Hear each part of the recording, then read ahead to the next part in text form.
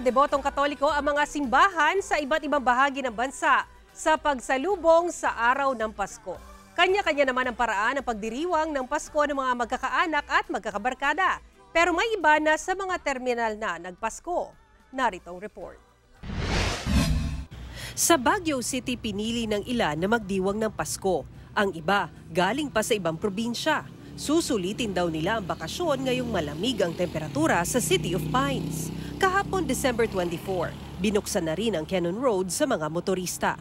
Dahil sa dami ng bisita sa Baguio City, ramdam ang mabigat na daloy ng trapiko. Dinagsa naman ng mga deboto ang St. John the Evangelist Cathedral sa Dagupan City, kasabay ng bisperas ng Pasko kagabi. Sa Ilocos Norte, dumagsa rin ang mga deboto sa St. William's Cathedral sa Lawag City upang dumalo sa Christmas Eve Mass. Sa dami ng tao, marami ang nanatili sa labas ng simbahan upang makinig ng misa.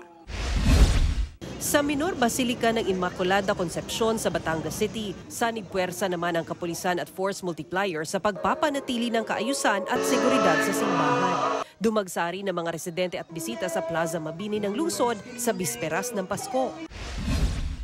2 oras bago magsimula ang huling misa de Gallo sa Santa Ana Parish sa Molo, Iloilo City, dagsa na ang tao sa plaza pa lang.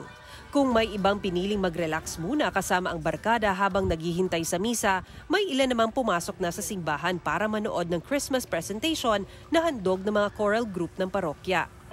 Sa Santa Maria Parish Church naman, maagang sinimulan ang misa para makauwi at maaga ding makapag-Noche Buena ang mga nagsimba.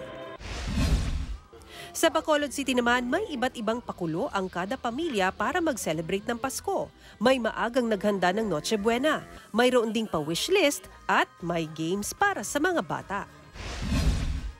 Iba't ibang street parties naman ang sinet up sa Cebu City, bisperas pa lang ng Pasko.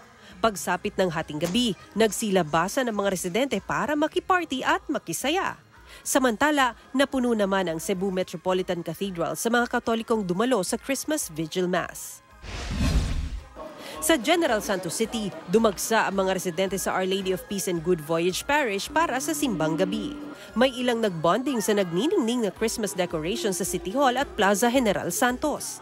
Larong Pinoy naman ang kinaaliwan ng mga residente ng Barangay Bula sa bisperas ng Pasko.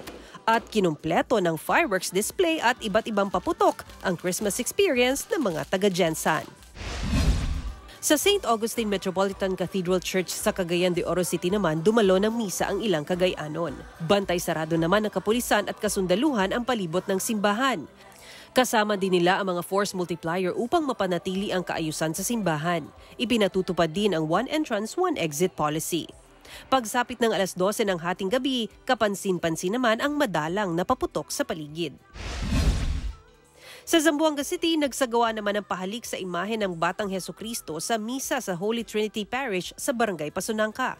Sinalubong naman ng iba ang araw ng Pasko sa plaza sa Zamboanga Integrated Bus Terminal sa Barangay Divisoria, kung saan may rides na kinaaliwan ng mga Zamboangenyo.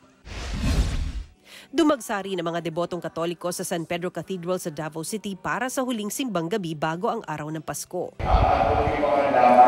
Sa whole season of Advent, it is coming. Moabot yung Ginoo, and Advent also is a time for us to prepare for His coming. Ang ilan naman ay namasyal sa naggagandahang Christmas decoration sa Davao City Hall. Pero may ilan na kagabi pa lang ay pumila na sa Central Park sa Bangal upang tumanggap ng pamasko mula kay dating Pangulong Rodrigo Duterte sa tahanan nito. Sa Naga City, Camarines Sur, ilang pasahero ang sa terminal na nagpasko. Punuan na raw kasi ang mga bus na bumiyahe. Ang ilan, itinulog na lamang ang dapat masayang salo-salo kasama ang pamilya. Sa monitoring ng Bicol Central Station, nasa mahigit 200 bus mula Metro Manila ang dumating sa terminal mula pa noong December 23. Mas marami kumpara sa normal na operasyon. Fully booked naman ang mga biyahe sa kanilang regular schedule mula December 20 to 26 at January 1 to 3. Nasa 10 extra buses naman ang kanilang inihahanda sa pagbabalik ng mga biyahero sa Metro Manila. Mula sa GMA Regional TV 1 Mindanao, Sara Hilomen Velasco, nagbabalita para sa GMA Integrated News.